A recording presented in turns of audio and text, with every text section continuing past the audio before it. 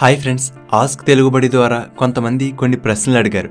Sunlight నుండి మనకు vitamin D ఎలా లభిస్తుంది, ఒక వ్యక్తి అబద్ధం చెప్తున్నాడా లేదా నిజం చెప్తున్నాడా అనేది లైట్ డిటెక్టర్ ద్వారా ఎలా కనిపెడతారు, అసలు లైట్ డిటెక్టర్ ఎలా పనిచేస్తుంది, ఏక్యూఐ ఎయిర్ క్వాలిటీ ఇండెక్స్ అంటే ఏమిటి, ఎలా లెక్కిస్తారు, మనం ఉన్న ప్రాంతంలో ఏక్యూఐ ఎలా తెలుసుకోవాలి, నిద్రలోకి జారుకుంటున్న సమయంలో సడన్ గా జారిపడినట్టు అనిపించి ఉలిక్కిపడి లేస్తాం కదా, అలా ఎందుకు జరుగుతుంది, ఇలాంటి ఎన్నో ఇంట్రెస్టింగ్ ప్రశ్నలకు సమాధానాలు ఈ వీడియోలో తెలుసుకుందాం.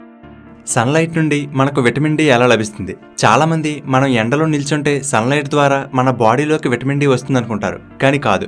సన్లైట్ సహాయంతో మన బాడీ లోపల విటమిన్ డి తయారవుతుంది. అది ఎలాగో, ఒకవేళ విటమిన్ డి లేకపోతే ఏం జరుగుతుందో ఇప్పుడు క్లియర్ గా చూద్దాం. సన్లైట్ లో యూవీ రేస్ అంటే అల్ట్రా వైలెట్ రేస్ ఉంటాయి. దీనిలో మళ్ళీ యూవీఏ, యూవీబీ, యూవీసీ అని 3 రకాలు ఉంటాయి. వీటిలో యూవీసీని మన భూమికి ఉండే అట్మాస్ఫియర్ లోని ఓజోన్ లేయర్ మన వరకు రాకుండా బ్లాక్ చేసేస్తుంది. ఇక మిగిలింది యూవీఏ అండ్ యూవీబీ. యూవీఏ అనేది స్కిన్ లోపలి వరకు వెళ్లి ముడతలు, స్కిన్ ఏజింగ్ కి కారణమవుతుంది. కానీ యూవీబీ అనేది స్కిన్ పైన ఉండే ఎపిడర్మిస్ వరకు వెళ్తుంది. ఎప్పుడైతే యూవీబీ అనేది మన స్కిన్ ని తాకుతుందో మన స్కిన్ లో ఉండే 7-డీహైడ్రోకొలెస్ట్రాల్ అనే మాలిక్యూల్ స్టిమ్యులేట్ అయ్యి విటమిన్ D3 గా మారుతుంది. దీనినే కోలేకాల్సిఫెరోల్ అని కూడా అంటారు. అయితే ఇక్కడితో అయిపోలేదు. ఈ విటమిన్ D3ని మన బాడీ యూజ్ చేసుకోలేదు. ఇది మన బ్లడ్ లో కలిసి లివర్ కి చేరుకుంటుంది. ఇప్పుడు లివర్ ఈ విటమిన్ D3ని కాల్సిడియాల్ గా మార్చుతుంది.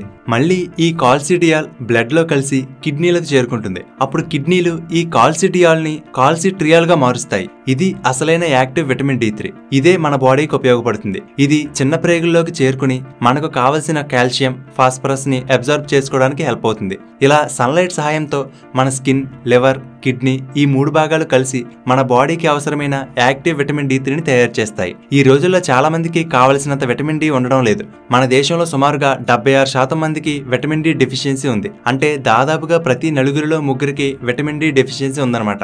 కానీ చాలా మంది దీనిని లైట్ గా తీసుకుంటున్నారు. ఇమీడియట్ గా దీని ఎఫెక్ట్ ఉండదు, కానీ లాంగ్ రన్ లో చాలా ప్రాబ్లం క్రియేట్ చేస్తుంది.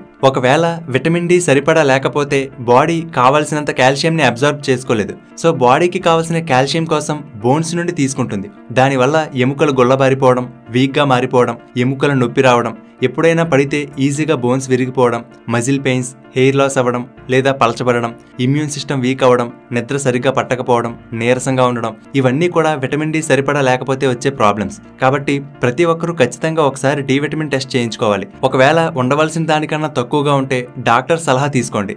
డాక్టర్లు విటమిన్ డి సప్లిమెంట్స్ ని సజెస్ట్ చేస్తారు. అలాగే కనీసం వారంలో 3-4 రోజులైనా 20 to 30 minutes ఎండలో ఉండేలా చూసుకోండి. ఈ విటమిన్ డి కావాలంటే మార్నింగ్ అండ్ ఈవినింగ్ టైంలో ఎండలో ఉన్న పెద్దగా ఉపయోగం ఉండదు. ఎందుకంటే సన్లైట్ లో ఉండే యూవీబీ అనేది ఉదయం 10 నుంచి మధ్యాహ్నం 3 వరకు ఎక్కువగా ఉంటుంది. ఈ టైంలో తక్కువసేపు ఉన్నా సరిపోతుంది.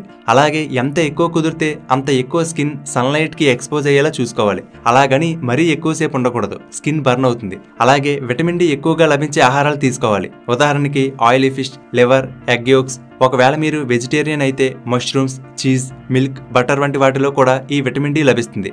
ఇవి కుదరడం లేదనుకుంటే డాక్టర్ సలహాతో విటమిన్ డి సప్లిమెంట్స్ తీసుకోవచ్చు. నెక్స్ట్, ఒక వ్యక్తి అబద్ధం చెప్తున్నాడా లేదా నిజం చెప్తున్నాడా అనేది లైట్ డిటెక్టర్ ద్వారా ఎలా కనిపెడతారో ఇప్పుడు చూద్దాం. లైట్ డిటెక్టర్ నే పాలిగ్రాఫ్ అని కూడా అంటారు. ఈ టెస్ట్ లో భాగంగా టెస్ట్ చేయాలనుకున్న వ్యక్తి బాడీకి కొన్ని ఎలక్ట్రానిక్ డివైజెస్ ని అమర్చుతారు. ఫర్ ఎగ్జాంపుల్, చేతి వేళ్లకు గాల్వెనోగ్రాఫ్ అనే డివైస్ ని సెట్ చేస్తారు. ఇది ఏదైనా టెన్షన్ లో ఉన్నప్పుడు మన చేతి వేళ్ల నుండి వచ్చే చెమటని ఇది పసిగడుతుంది. నెక్స్ట్, ఆ వ్యక్తి చెస్ట్ చుట్టూ ఒక ట్యూబ్ లా ఉండే న్యూమోగ్రాఫ్ అనే డివైస్ ని అమర్చుతారు. ఇది ఆ వ్యక్తి శ్వాస తీసుకునే వేగం, ఆ బ్రీతింగ్ రేట్ లో మార్పుల వల్ల ఆ పైప్ లో ప్రెజర్ ఎలా చేంజ్ అవుతుందో పసిగట్టి కంప్యూటర్ కి పంపిస్తుంది. అలాగే కాళ్ళ పాదాల కింద, తొడల కింద భాగంలో యాక్టివిటీ సెన్సార్ ప్యాడ్ ను అమర్చుతారు. ఇవి కాళ్ళలోని చిన్న చిన్న మజిల్ మూవ్మెంట్ ని కూడా రికార్డ్ చేస్తుంది. ఇలా breathing rate, blood pressure, pulse, perspiration అంటే స్వెట్, వీటన్నిటిని సెన్సార్ల ద్వారా గమనిస్తారు. ఈ సెన్సార్ల నుండి వచ్చే సిగ్నల్స్ ఆధారంగా కంప్యూటర్లో గ్రాఫ్ క్రియేట్ అవుతుంది.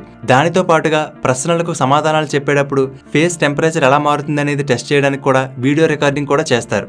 ఇప్పుడు ఈ డివైజెస్ అన్ని అమర్చిన తర్వాత ప్రశ్నలు అడిగేవారు neutral questions, control questions, relevant questions, comparison questions, ఇలా రకరకాల క్వశ్చన్స్ అడుగుతారు. అంటే డైరెక్ట్ గా కేసుకు సంబంధించిన ప్రశ్నలు అడగకుండా టెస్ట్ చేసే వ్యక్తిని కంఫర్టబుల్ గా ఉంచడానికి ముందు నీ పేరేమిటి, మార్నింగ్ టిఫిన్ చేసావా లేదా, మీ అడ్రస్ ఎక్కడ, ఇలా కొన్ని నార్మల్ క్వశ్చన్స్ అడుగుతారు. తర్వాత కేసుకు సంబంధించిన రెలవెంట్ క్వశ్చన్స్ అడుగుతారు. ఆ వ్యక్తి నార్మల్గా ఉన్నప్పుడు, రియాక్షన్స్ తక్కువగా ఉన్నప్పుడు గ్రాఫ్లో లైన్స్ కొంచెం స్మూత్గా ఉంటాయి.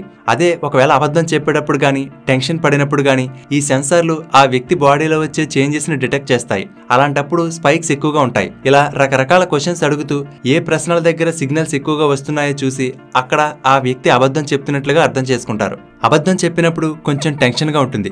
ఎక్కడ దొరికిపోతామో అని, లేదా దానిని కవర్ చేయడానికి ఎలాంటి ఆన్సర్స్ చెప్పాలా అని కొంచెం టెన్షన్ క్రియేట్ అవుతుంది. ఇలాంటి సమయంలో మన బాడీలోని కొన్ని చేంజెస్ అనేవి ఆటోమేటిక్గా వస్తాయి. అలాగే కొంతమంది టెస్ట్ జరిగే సమయంలో చాలా ప్రశాంతంగా ఉంటూ లై డిటెక్టర్ మిషన్ ని చీట్ చేయాలని ప్రయత్నిస్తూ ఉంటారు కూడా.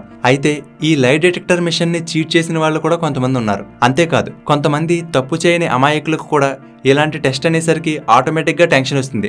దాంతో రిజల్ట్స్ కొంచెం తప్పుగా వచ్చే అవకాశం ఉంది. అందుకే లై డిటెక్టర్ టెస్ట్లో యాక్యురసీ అనేది 70 to 90% వరకే ఉంటుంది. అంతేకాదు ఎవరైతే లై డిటెక్షన్ టెస్ట్ కండక్ట్ చేస్తున్నారో అతను టెస్ట్ రిజల్ట్స్ని మ్యానిపులేట్ చేసే అవకాశం ఉంది. అందుకే సాధారణంగా కోర్టులు కూడా లై డిటెక్టర్ టెస్ట్ రిజల్ట్స్ని వ్యాలిడ్ ప్రూఫ్గా యాక్సెప్ట్ చేయవు. మరి ఇది ఎందుకు యూజ్ అవుతుందంటే ఏదైనా ఒక కేసులో ప్రూఫ్ కానీ, ఎవిడెన్స్ కానీ లేనప్పుడు ఏ డైరెక్షన్లో ఇన్వెస్టిగేషన్ చేయాలో దీని ద్వారా ఈజీగా తెలుస్తుంది. అలాగే కొంతమంది లై డిటెక్టర్ టెస్ట్ అంటే ముందుగానే కంగారు పడి తప్పుని ఒప్పేసుకున్న వారు కూడా ఉన్నారు. ఫ్రెండ్స్, నెక్స్ట్ టాపిక్లోకి వెళ్లే ముందు ఒక చిన్న విషయం. అమెజాన్, ఫ్లిప్కార్ట్ వంటి షాపింగ్ సైట్లలో కొన్ని ప్రొడక్ట్ ప్రైస్లు సడన్గా డ్రాప్ అవుతూ ఉంటాయి. వీటిని లైట్నింగ్ డీల్స్ అంటారు. ఇవి ఎంతోసేపు ఉండవు, బట్ ప్రైస్లు చాలా తక్కువగా ఉంటాయి. ఉదాహరణకి 1100 రూపాయలు విలువైన ఒక కేజీ ఆల్మండ్స్ కేవలం 129 రూపీస్, 4800 రూపీస్ ఉండే పాలీక్యాబ్ ఫ్యాన్ జస్ట్ 460 రూపీస్. ఇలా ప్రైస్లు చాలా తక్కువగా ఉంటాయి. కానీ మన బిజీ లైఫ్లో ఎప్పటికప్పుడు వాటిని చెక్ చేసుకుంటూ ఉండలేం. కాబట్టి అటువంటి ఆఫర్స్ని మిస్ అవుతూ ఉంటాం. సో దానికి బెస్ట్ ఆప్షన్ మీరు టెలిగ్రామ్లో షాప్ మై డీల్స్ పేజ్లో జాయిన్ అవ్వండి. ఈ గ్రూప్లో అమెజాన్, ఫ్లిప్కార్ట్, మింత్రా, ఎజియో వంటి టాప్ సైట్లలో ఉండే ఆఫర్స్ ని ఎప్పటికప్పుడు ట్రాక్ చేస్తూ ప్రైస్లు డ్రాప్ అయినప్పుడు వెంటనే ఈ గ్రూప్ లో పోస్ట్ చేస్తూ ఉంటారు. అలాగే ఏ బ్యాంక్ కార్డ్ యూజ్ చేస్తే ఎక్కువ డిస్కౌంట్ ఉంటుంది, life time free credit cards ఎలా పొందాలి, ఏ సేల్స్ ఎప్పుడు స్టార్ట్ అవుతాయి వంటి వివరాలన్నీ షాప్ మై డీల్స్ గ్రూప్ లో పోస్ట్ చేస్తూ ఉంటారు. సో మీరు ఈ డీల్స్ ద్వారా చాలా అమౌంట్ సేవ్ చేసుకోవచ్చు. మరి ఇంకెందుకు ఆలస్యం, డిస్క్రిప్షన్లో ఇచ్చిన లింక్ మీద క్లిక్ చేసి కానీ, లేదా టెలిగ్రామ్లో షాప్ మై డీల్స్ అని సెర్చ్ చేసి కానీ ఆ గ్రూప్లో జాయిన్ అవ్వండి.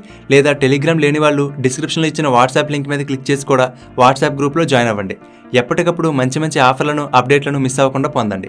ఇక టాపిక్లోకి వెళ్ళిపోతే AQI లేదా ఎయిర్ క్వాలిటీ ఇండెక్స్ అంటే ఏమిటి, ఎలా లెక్కిస్తారు? మనం ఈ మధ్య కాలంలో ఢిల్లీ వంటి నగరాలలో పొల్యూషన్ బాగా పెరిగిపోయిందని, ఎయిర్ క్వాలిటీ ఇండెక్స్ ఎక్కువగా ఉందని న్యూస్ వింటున్నాం. అయితే అసలు ఈ ఎయిర్ క్వాలిటీ ఇండెక్స్ అంటే ఏమిటి, ఎలా లెక్కిస్తారు, దానివల్ల ఎంత ప్రమాదం ఉంటుందనేది చూద్దాం. ఒక ప్రాంతంలో ఉన్న ఎయిర్ క్వాలిటీ ఎలా ఉంది అనేది ఈ AQI ద్వారా తెలుస్తుంది. AQI వాల్యూ ఎక్కువగా ఉంటే అక్కడ పొల్యూషన్ ఎక్కువగా ఉన్నట్లు. ఈ AQIని మెజర్ చేయడానికి ముఖ్యంగా గాలిలో ఉండే 8 పొల్యూటెంట్స్ని పరిగణలోకి తీసుకుంటారు. అవేంటంటే నెంబర్ 1 పార్టిక్యులేట్ మ్యాటర్ PM10. అంటే ఏ మైక్రోస్కోపిక్ పార్టికల్ డయామీటర్ అనేది 10 మైక్రాన్స్ కంటే తక్కువగా ఉంటుందో వాటిని PM10 గా చెప్తారు. Number 2 particulate matter PM2.5. అంటే పార్టికల్ సైజ్ అనేది 2.5 మైక్రాన్స్ కన్నా తక్కువగా ఉండేవన్నమాట. ఇవి మన కంటికి కూడా కనిపించినంత చిన్నగా ఉంటాయి. వీటితో పాటుగా nitrogen dioxide, sulphur dioxide, carbon monoxide, ozone, ammonia, lead.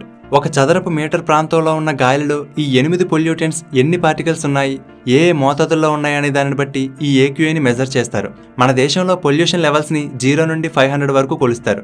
ఈ AQI 0 to 50 ఉంటే గుడ్ అని, 51 to 100 ఉంటే సాటిస్ఫాక్టరీ అని, 101 నుండి 200 ఉంటే మోడరేట్లీ పొల్యూటెడ్ అని, 201 నుంచి 300 ఉంటే పూర్ అని, 301 నుండి 400 ఉంటే వెరీ పూర్ అని, 401 నుండి 500 ఉంటే సివియర్. ఇలా 6 కేటగిరీలుగా డివైడ్ చేశారు. అలాగే సామాన్య ప్రజలు కూడా చూసిన వెంటనే అర్థం చేసుకునేలా ప్రతి కేటగిరీని ఇండికేట్ చేయడానికి ఒక కలర్ని కూడా యాడ్ చేశారు.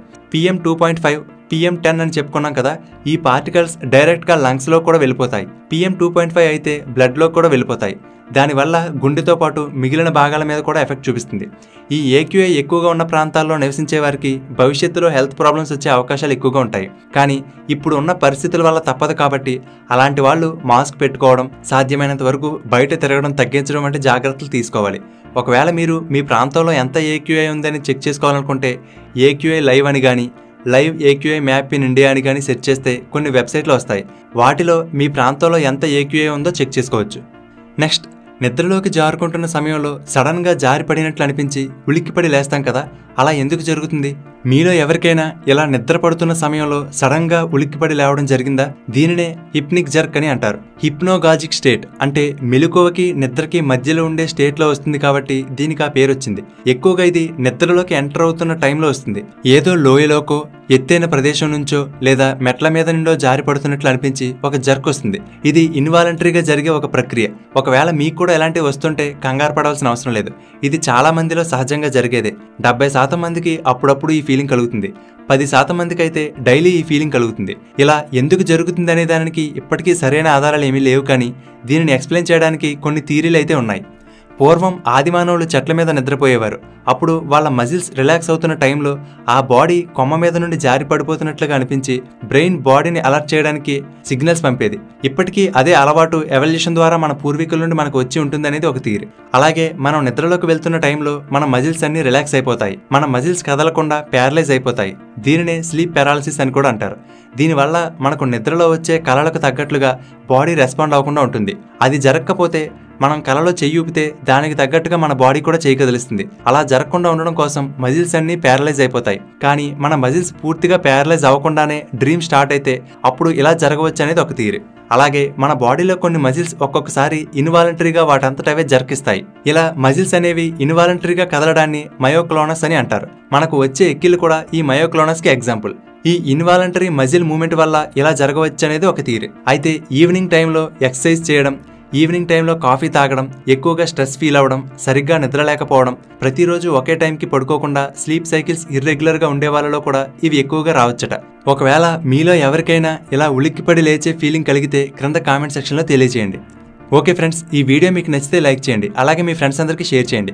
ఇలాంటి మరిన్ని ఇంట్రెస్టింగ్ వీడియోల కోసం తెలుగుబడి ఛానల్కి సబ్స్క్రైబ్ చేసుకుని పక్కనే ఉన్న బెల్ బటన్ని యాక్టివేట్ చేసుకోండి. డిస్క్రిప్షన్లో ఇచ్చిన లింక్ మీద క్లిక్ చేసి కానీ, లేదా టెలిగ్రామ్లో షాప్ మై డీల్స్ అని సెర్చ్ చేసి కానీ ఆ గ్రూప్లో జాయిన్ అవ్వండి.